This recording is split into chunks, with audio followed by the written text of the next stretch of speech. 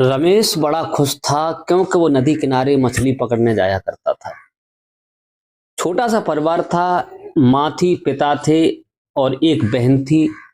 लेकिन वो सुंदर भी था, होनहार भी था। मछली पकड़ने का उसे हुनर था, मछली बेचता था, अपने घर का भरण पोषण किया करता था। लेकिन उसके अंदर ये टैलेंट था कि और लोग अगर एक मछली पकड़ते हैं तो वो चार पकड़ लेता था।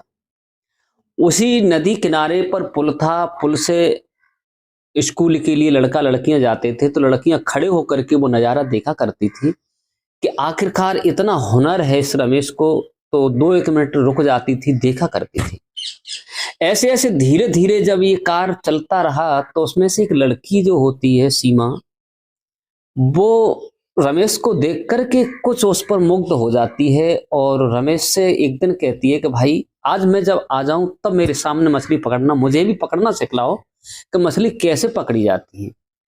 रमेश कहता है वाह, तुम्हारा ये काम नहीं है, लड़कियां अगर मछली पकड़ने लगे तो फिर काम ही क्या है पुरुषों का। बोले नहीं, अगर पुरुष कर सकते हैं तो लड़कियां क्या कर नहीं सकती? लड़के अगर कोई काम करते हैं तो लड़कियां भी कर सकती हैं। चली जाती है। दूसरा दिन आता है, फिर कह के जाती है कि आज हम आपके साथ मछली पकड़ेंगे। लेकिन रमेश जो होता है उसका इंतजार करता है। जब वो सीमा स्कूल से आती है वापस तो साइकिल खड़ी करती है और मछली पकड़ने का उसे शौक था तो वो भी पहुंच जाती है। रमेश जो होता है अपना कांटा देता है और कहता है इसे फेंको। उसने पानी में फेंकती है। फेंकने के बाद थोड़ी देर बाद एक मछली फंस जाती है। मछली को पकड़ती है, पकड़ने के बाद उसे बाहर निकाल लेती है, निकालती है और रमेश कहता है ये मछली आपने पकड़ी है, आप अपने घर ले जाओ। लेकिन सीमा जो होती है कहती है इस मछली से कुछ नहीं हो सकता एक से। तो रमेश और मछलियां दे देता है और कहता है अपने घर ले जाओ। वो लेकर चली आती है, लेकिन धीरे धीरे उनका प्रेम परिवहन वहीं से बढ़ना शुरू हो जाता है। सीमा जो होती है रमेश से कहती है रमेश क्या तुम्हारी शादी हुई है या नहीं? रमेश कहता है कि शादी अभी तो नहीं हुई, मेरी एक बहन है मुझसे छोटी है, लेकिन मेरे पिता है, माँ है, छोटा परिवार है। तो सीमा जो होती है रमेश से कहती है हमारा और आपका अगर तालमेल हो जाए, हमारी और आपकी शादी हो जाए तो कैसा रहेगा? रमेश कहता है काश आप पढ़ी लिखी हो, आप पढ़ने जाती हो और मैंने भी ग्रेजुएशन है और पढ़ाई लिखाई तो मैंने भी कर रखी, लेकिन घर की मजबूरी है मछली पकड़ना। लेकिन सीमा अपने माता पिता से कह करके और उसके घर रिश्ता पहुंचाती है और रमेश से शादी कर लेती है। रमेश से शादी करती है, बड़े प्यार से रहते हैं। कोई इन लोगों में भेदभाव नहीं था, बड़े प्यार से बड़े चाव से रहने लगते हैं। दोस्तों जब रहने लगते हैं, लेकिन कहते हैं कि समय का फेर कुछ ऐसा होता है। रमेश जो होता है बीमार पड़ जाता है और उसका जो जरिया था मछली पकड़ने का वो जरिया खत्म हो जाता है। इतनी तंगी आ जाती है कि वो एक एक दाने को भिनक जाता है, उसके पास कुछ रहता नहीं है। लेकिन सीमा जो होती है उसे चैन नहीं था। वो सोचती है कि यहाँ तो कंगाली है, कैसे जिंदगी कटेगी। लेकिन उसकी जिंदगी में एक लड़का आ जाता है जिसका नाम होता है राजीव। राजीव कुछ बाहर नौकरी करता था, लेकिन सीमा जो होती है उस लड़का से संपर्क कर लेती है, उससे मोहब्बत कर लेती है और उसके रिलेशन में आ जाती है। अपने पति को छोड़ करके और सीमा खुले आम उस लड़का के साथ आना जाना शुरू करती है। रमेश कहता है सीमा आप क्या कर रही हो, लेकिन वो नहीं मानती है।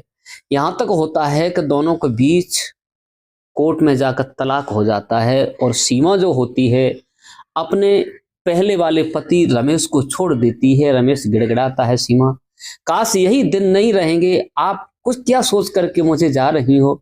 मेरा छोटा परिवार है, आज आर्थिक स्थिति गड़बड़ है, कल संभल जाएगी। लेकिन वो सीमा बिल्कुल नहीं मानती है। दोस्तों त्रिया चरित्रम पुरुषस्य भागम देवो जनात कुतो मनुष्या, त्रिया के चरित्र का, इंसान की किस्मत का किसी ने पता नहीं लगा पाया। अब वो तो तलाक दे करके चली जाती है। रमेश जो होता है भगवान की दया ऐसी होती है थोड़ा ठीक हो जाता है। ठीक होते होते और वो अपना कोई काम करता है। एक पुराना मकान था, उस मकान में कुछ कर रहा था, कच्चा मिट्टी का बना हुआ, वहां कुछ खुदाई करने लगा। लेकिन जब खुदाई करते समय तो उसे कुछ उसमें माल मिल जाता है, जेवर मिल जाता है, वो उसे पाकर खुश होता है। लेकिन उसका एक दोस्त होता है, बस का ड्राइवर होता है, वो बस चलाता था, तो उसने उसे बताया, भाई आप अगर आपके पास कुछ पूंजी है तो एक बस डाल लो, आपका अच्छा खासा काम हो जाएगा। रमेश उसकी सीख को मान करके जो मिला हुआ धन था उसमें से बिक्री थोड़ा करता है और एक बस खरीद लेता है। एक बस जब खरीदता है तो उसका नाम आगे बढ़ने लगा, एक की जगह उसने 4 बसें कर ली। 4 बसें जब हो जाती हैं तो रमेश का सिक्का चलने लगा। जिस रोड पर चलती थी तो रमेश टूरिस्ट बस सर्विस। अब जो सीमा छोड़ करके गई थी, दूसरे गांव में रहने लगी थी, उधर जो उसका पति होता है उस सीमा को मारता है, पीटता है जो दूसरा था। अब वो इतना परेशान करता है कि सीमा को जरा जरा सी बात पर किल्लत करना, उसे परेशान करना, उसे टॉर्चर करना, उसे मारपीट करना, उसे इस प्रकार रखता था।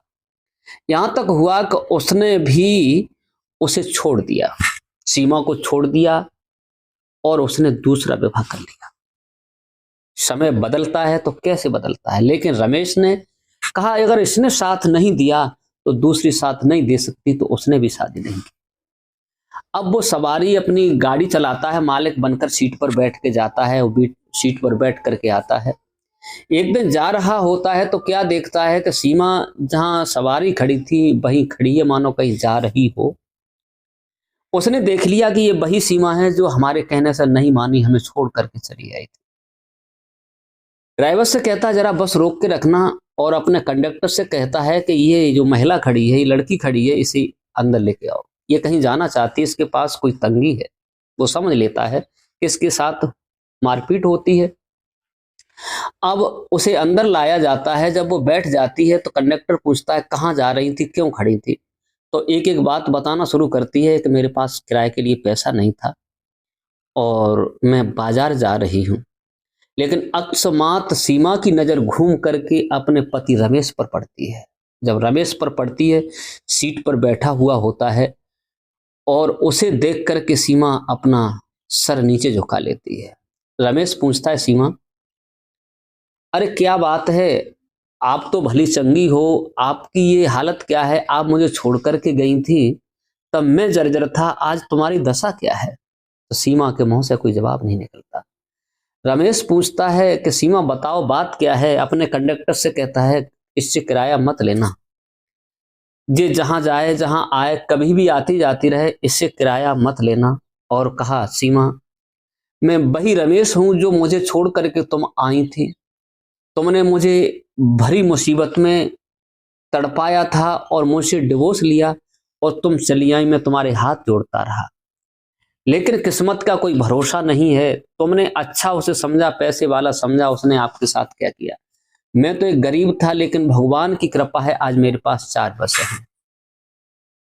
अभी कुछ नहीं बिगड़ा है सीमा, अगर आपकी समझ में कुछ आया हो, क्या दूसरा विवाह करने के बाद अब तीसरे का विचार है। सीमा जब इतनी बात सुनती है तो रमेश के पास आकर के उसे गले लिपट जाती है और फूट फूट कर ऐसे रोती है मानो जैसे बच्चे रोते हैं, और वो चुपने का नाम ही नहीं लेती है। तो रमेश कहता है कि सीमा बताओ आखिरकार तुम्हें क्या चाहिए।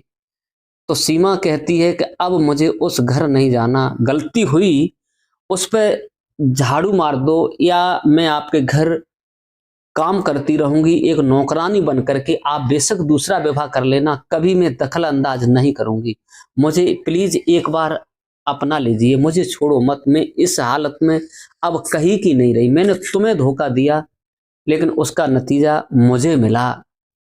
तो रमेश कहता है कि सीमा ठीक है, अगर आपकी इच्छा है गिरने के बाद संभल जाए तो ठीक होता है, अगर आपकी समझ में आया है तो आज भी तुम्हारे लिए हमारा दरबार खुला है। तो सीमा वहां न जाकर के पहले वाले पति रमेश के घर जाती है और रमेश पुनः उसे अपना लेता है और उसे पत्नी के भाव से रखने लगता है। दोस्तों, इस कहानी का सार यही है कि जो अपने पति की निंदा करने के बाद, पति को ठुकराने के बाद वो चली जाती हैं, उनका कहीं ठिकाना नहीं लगता, वो दर दर की हो जाती हैं, उन्हें कोई पूछने वाला नहीं होता, उनकी बिल्कुल अहमियत खत्म हो जाती है। एक कौड़ी की दर नहीं होती है। तो कभी भी अपने पति को मुसीबत में छोड़ करके नहीं जाना चाहिए। इस कहानी से यही सबक मिलता है, पति पत्नी का एक संबंध ऐसा होता है, पत्नी दुखी है तो पति को देखना चाहिए, पति दुखी है तो पत्नी को देखना चाहिए। कहानी हमारी कैसी लगी, लाइक कमेंट शेयर करना ना भूलें। अगर अच्छी लगी हो तो मिलते हैं अगले नेक्स्ट वीडियो में फिर के लिए। तब तक के लिए नमस्कार, जय हिंद, जय भारत।